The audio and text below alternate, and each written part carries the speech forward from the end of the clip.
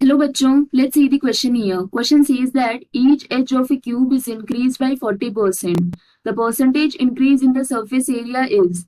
We will start the solution here. और सबसे पहले इस केस में हम स्टार्ट करेंगे की कॉन्सेप्ट के साथ.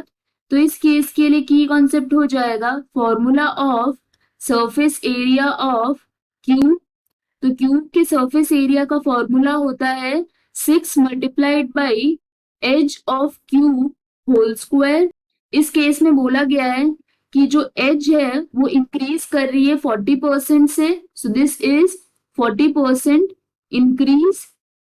तो इससे क्या हो जाएगा, जो न्यू एज होगी वो नोट डाउन करते हैं. So this will be, let's suppose जो पुरानी एज थी उसकी वैल्यू थी x. So this will be x plus 40% of x.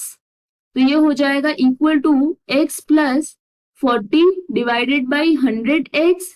तो यहाँ पे ये वैल्यू आ जाएगी इक्वल टू 1.4x. अब हम क्या करते हैं, जो न्यू सरफेस एरिया है वो फाइंड आउट करते हैं. तो सरफेस एरिया को डिनोट करते हैं एस ए के through. So S A dash ये हो जाएगा equal to 6 multiplied by new edge है 1.4x.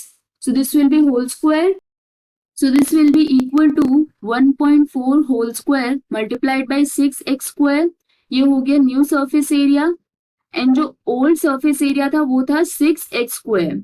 अब हम फाइंड आउट करते हैं percentage increase in the surface area.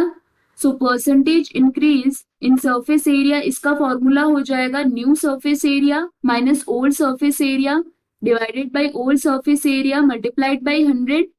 So for this case यहाँ पे वैल्यू सब्सटीट्यूट करते हैं न्यू सरफेस एरिया और ओल्ड सरफेस एरिया की. एंड उसके बाद में हम इसको सिंप्लीफाई करेंगे और परसेंटेज इंक्रीज फाइंड आउट करते हैं. और ये होगा equal to 1.96 minus 1 multiplied by 100 which is equal to 96%. That means अगर यदि क्यूब की एज को इंक्रीज कर रहे हैं 40% से, सो सरफेस एरिया में जो परसेंटेज इंक्रीज हो रहा है वो हो रहा है 96% का. That is B is correct option in this case. This is the final answer. I hope you understood the explanation. All the best.